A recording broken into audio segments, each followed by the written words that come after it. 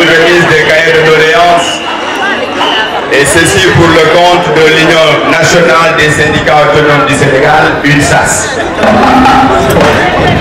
Monsieur le gouverneur, Madame le préfet, Monsieur l'inspecteur du travail, Mesdames, Messieurs, l'Union nationale des syndicats autonomes du Sénégal, UNSAS, au nom de ces syndicats affiliés, salue à l'occasion de ce grand jour toutes les travailleuses et tous les travailleurs qui vivent, travaillent et luttent dans tous les coins du monde. Le 1er mai a été et sera un phare pour les luttes d'hier et de demain malgré les efforts de nos adversaires. Le 1er mai doit être un message de résistance contre les politiques, contre les impérialistes et la bourgeoisie et de leurs alliances internationales. Dans le même temps, le sang des ouvriers versé à Chicago en 1886 nous rappelle notre devoir d'aujourd'hui. Il nous rappelle que rien n'est donné gratuitement. Chaque droit ou liberté conquis par notre classe a été gagné par des sacrifices, des conflits et des luttes organisées. Aujourd'hui, alors que la technologie et le progrès scientifique contribuent à l'augmentation de la richesse sociale produite, les conditions de vie de nos classes se détériorent. Dans tous les pays capitalistes, les patrons attaquent nos réalisations de classe, ils balaient les salaires, les pensions et la sécurité sociale, ils privatisent tout. Ils n'hésitent pas à attaquer même le droit sacré de grève. La grève est l'arme la plus puissante que nous ayons dans nos mains et nous n'allons permettre à personne de la limiter, de la confiner ou de la convertir en lutte morte. En lutte morte, j'allais dire.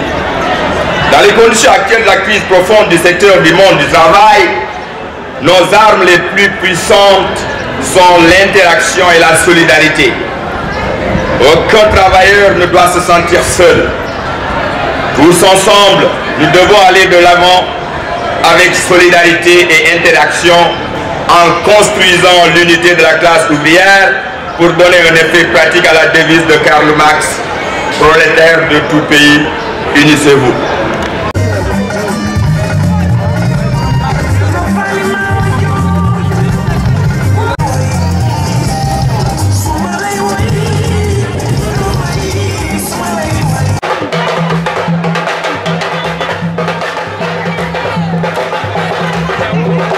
Il n'y a pas les fonctionnaires fils de l'État et les non-fonctionnaires abandonnés et laissés à eux-mêmes, à leur sort. Aussi bien les pêcheurs, les éleveurs que les agriculteurs doivent avoir une sécurité sociale garantie pour eux, pour leurs épouses et pour leurs enfants. C'est pourquoi nous avons également mis l'accent par rapport à la sécurité sociale des pêcheurs. Donc je pense que pour l'essentiel, nous avons mis l'accent également, contexte oblige, contexte de découverte du gaz, contexte de l'exploitation du gaz d'ici 2021, nous avons mis l'accent sur le gaz. Nous voulons qu'on nous dise exactement à quoi les pêcheurs doivent s'attendre. Nous serons impactés. C'est là où on va exploiter, c'est là où nos grands-pères ont pêché. Là où on va exploiter le gaz, c'est là où nos pères ont pêché. Le poisson. Nous avons pêché le poisson là-bas. Nos enfants sont en train de pêcher le poisson là-bas. Mais si on maintenant transforme notre réservoir de poissons en zone pétrolifère ou gazeuse, qu'est-ce qu'on va mettre sur la table pour les pêcheurs? Qu'est-ce qui va compenser ce manque à gagner là? Nous sommes certains, nous savons. Nous sommes certains que la pêche sera impactée pour plus de 35%. Si la pêche est impactée pour plus de 35%, cela veut dire qu'il y aura des pertes en revenus de plus de 50% pour le pêcheur. Si le pêcheur doit connaître, par le fait de l'exploitation du gaz, une perte de plus de 50% de ses revenus, il est temps qu'avant qu'on exploite le gaz, que l'État nous dise concrètement qu'est-ce qu'on va mettre sur la table pour compenser ces acteurs-là. Sinal Synthèse Saint-Louis. voilà tey yéen a ngi fi fête 1er mai lan moo tax. waaw li waral fête 1er mai bi tey c'est à l'instar de tout le pays comme Sénégal yëpp tey ñu ngi ni ñu ko waxee di màggal bisu liggéeykat yi donc ñu ñëwoon tey fii gouvernance indi suñu doléance ci loxoy gouverneur teg ko ci loxoy gouverneur comme ni ñu ko daan defee at bu ne donc tey tamit looloo tax ñu ñëw fii jébbal ko suñuy doléance pour wax ko liggéeykat yi donc ñu taxaw ci bu baax nguur gi taxaw ci bu baax loolu waral ñu ñëw tey. voilà li mu porté surtout comme ni ma ko waxee ñun suñu syndicat dafa nekk ci wàllu njàngale mi muy syndicat national des enseignants de l'élémentaire donc comme contexte bi ni ngeen ko xamee ak ren ñi njàng mi méttee tey ren ba barki dëmb président jël ci ay matuwaay ba dëmb premier ministre daje ak jàngalekat yi am lu ñu tënk di ñaan li ñu tënk ñu respecté ko ci nu mu gën a gaawee. Nous étions venus aujourd'hui pour déposer notre cahier de doléances comme à l'accoutumée, comme on le fait chaque année. Aujourd'hui, je suis venu avec une forte délégation pour déposer notre cahier de doléances. Je rends grâce à Dieu, Dieu qui m'a conduit aujourd'hui à la tête de l'Union régionale de Saint-Louis, CNTS. Je leur rends grâce. Nous avons commencé à faire notre travail. Nous sommes ensemble, nous faisons des démarches pour massifier le syndicat.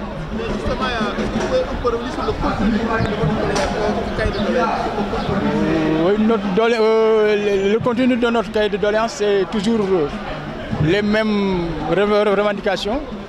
Cette année-ci, on a innové. Nous avons déposé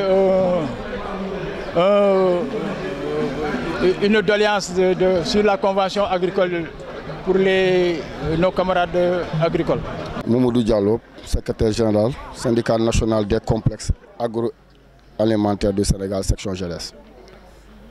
Nous voilà réunis aujourd'hui, ce 1er mai.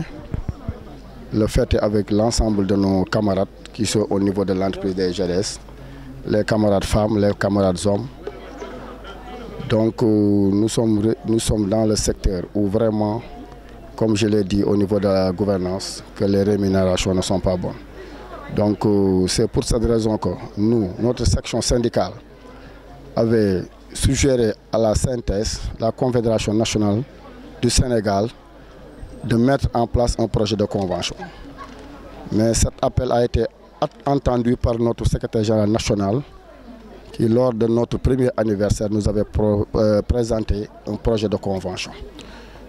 Donc ce projet, il nous l'a présenté, on l'a étudié et on a mis les corps de métier concernant l'ensemble des GDS. Et on lui a remis le projet qu'il doit porter au niveau national. Donc nous demandons au président de la République d'adopter ce projet de convention. Parce que le monde de l'agriculture souffre d'un arrêté ministériel qui date de 1961. Donc ce secteur souffre parce que nous on fait de l'agriculture, de l'agrobusiness dans la zone de la vallée du fleuve Sénégal. Les sociétés s'implantent, mais ils font de la culture moderne comme on fait en Europe. Donc nous demandons à l'État du Sénégal d'adopter dans les plus brefs délais ce projet de convention qui sera porté par notre secrétaire général national. Donc aussi concernant notre entreprise où nous travaillons matin et soir, nous demandons à la direction générale, parce qu'au niveau de cette entreprise, il y a des corps de métiers qui n'ont pas été recrutés, par exemple les journaliers techniques. C'est vrai que la direction a fait des efforts en recrutant presque plus de 400 journaliers, mais il y a des corps de métiers qui ont été laissés en rade, notamment les journaliers de la technique. Il y a aussi d'autres corps de métiers comme les observateurs, qui sont des ouvriers alors qu'ils font un travail technique au niveau des champs, qui méritent d'être des agents de maîtrise jusqu'à présent, attendent ces promesses. Il y a aussi les effeuilleuses qui rentrent très tard pour venir au niveau des champs, alors qu'ils devaient être là avec les SHE pour participer à la plantation. Donc nous demandons à la direction de réfléchir à régler ce problème dans les plus brefs délais. Pour en ce qui concerne aussi les agents de chantier qui sont là, qui travaillent depuis des années et qui sont toujours des employés, catégorie employés, alors qu'on demande qu'ils soient des agents de maîtrise. Parce que vu leur statut au niveau de l'entreprise et le travail colossal qu'ils sont en train de faire, donc nous demandons à la direction de les mettre en agent de maîtrise. Il y a aussi les stationnaires de MPC, de Mbarigo Plein Champ, qui ne sont pas des CDI. Alors que les autres stationnaires qui sont au niveau des serres ont été contractualisés en CDI. Donc nous demandons à la direction de régler ce problème. Étant donné qu'ils travaillent 12 mois sur 12. Parce qu'actuellement, bon, c'est ce que je peux dire, parce qu'actuellement, après les serres, la tomate, on continue sur le plein champ. Avec les autres spéculations comme le melon, comme l'oignon, etc. Et le piment. Donc, nous demandons à la direction de réfléchir à les sédialiser. Donc, il y a aussi la construction des bâtiments au niveau des sites. Par exemple, au niveau des sites, les infirmeries, c'est des moyens de fortune, c'est des cases, c'est des conteneurs qui ne sont pas adaptés. On doit construire des infirmiers pour les sites, les équiper et aussi mettre en place tous les moyens pour que les travailleurs soient dans de très bonnes conditions.